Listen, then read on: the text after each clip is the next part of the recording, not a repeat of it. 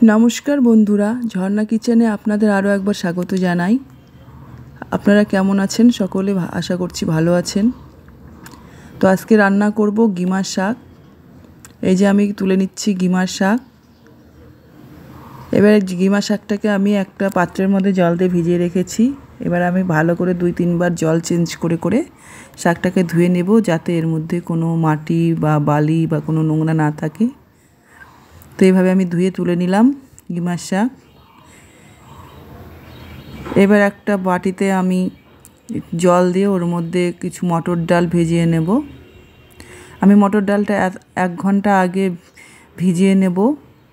এটা আমি মিক্সিতে পেস্ট করে নেব। জলটা কম হয়েছে বলে আরেকটু জল দিয়ে দিলাম, এরকম যেন ডুবে থাকে। 1 ঘন্টা ভিজিয়ে রাখতে হবে। তারপরে যে ছেঁকে নিয়েছি, এখন আমি মিক্সিতে পেস্ট করে নেব এটাকে। পরিমাণ মতো জল দিয়ে দেব।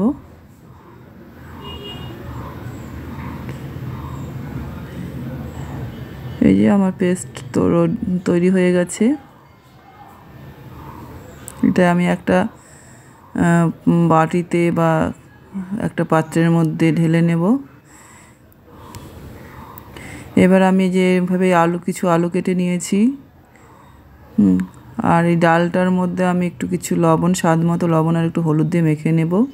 কড়াইয়ে তেল দিয়ে দিয়েছি, তেল গরম হয়ে গেছে। এরপর আমি বড়াগুলো ভেজে নেব।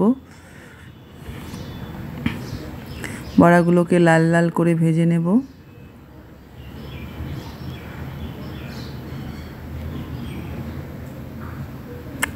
এই যে বড়াগুলোকে এভাবে লাল লাল করে ভেজে নেব। এবার যে কড়াইয়ের মধ্যে অবশিষ্ট তেল থাকবে, তার মধ্যে আমি 2-3টে কাঁচা লঙ্কা আর একটু কালো জিরে ফোড়ন দিয়ে দেব। শাকের মধ্যে কালো জিরেটাই ভালো যায় ফোড়নে। এবার এর মধ্যে আমি আলুগুলো দিয়ে দিলাম। আলুগুলোকে একটু ভেজে নেব। এই যে বড়াগুলো আমি এভাবে ভেজে নিয়েছি। এবার আমি আলুগুলোকে ভেজে নেব। আর এর মধ্যে দিয়ে দিলাম 1 চামচ মতো জিরে পেস্ট আর 1 চামচ মতো আদার পেস্ট। এভাবে আমি এগুলোকে ভালোভাবে ভেজে নেব। এরপরে একটু হলুদ গুঁড়ো দিয়ে দিলাম, যাতে কালারটা সুন্দর হয়। আলুগুলোকে একটু লাল লাল করে ভেজে নেব। তার মধ্যে পরে শাকগুলো দেবো এর মধ্যে। এবার আমি শাকগুলো দিয়ে দেবো। আলুটা ভাজা হয়ে গেছে, শাকগুলো দিয়ে দিলাম। শাকগুলোকে এভাবে নেড়ে চেড়ে নেব। এবারে এর মধ্যে একটু জল দেব, যাতে শাকটা ভালোভাবে সুসেদ্ধ হয়ে যায়। এমনিতেও গিমের শাক তাড়াতাড়ি সিদ্ধ হয়ে যায়, তবু একটু জল দিয়ে দিলাম। জল দিয়ে এবারে ঢাকা দিয়ে দেব। একটু মাঝে তুলে দেখব জলটা শুকিয়ে গেছে কিনা। একটু জল থাকতে ওর মধ্যে আমি বড়াগুলো দিয়ে দেব, যাতে বড়াগুলো ভালোভাবে নরম হয়ে যায়, তাহলে ভাতের সাথে মেখে খেতে ভালো লাগবে। এভাবে বড়াগুলোকে ডুবিয়ে ডুবিয়ে দেব, দিয়ে আবার 2-3 মিনিটের জন্য ঢাকা দিয়ে দেব। এবার একটু ভালো করে নেড়ে চেড়ে দেবো। স্বাদ অনুযায়ী এর মধ্যে লবণ দিয়ে দেব। হলুদ আমি আগে আলুর মধ্যে দিয়ে দিয়েছি। এর মধ্যে স্বাদ অনুযায়ী লবণ দিয়ে দিলাম। এবার নেড়ে চেড়ে আবার 2-3 মিনিটের জন্য ঢাকা দিয়ে দেব।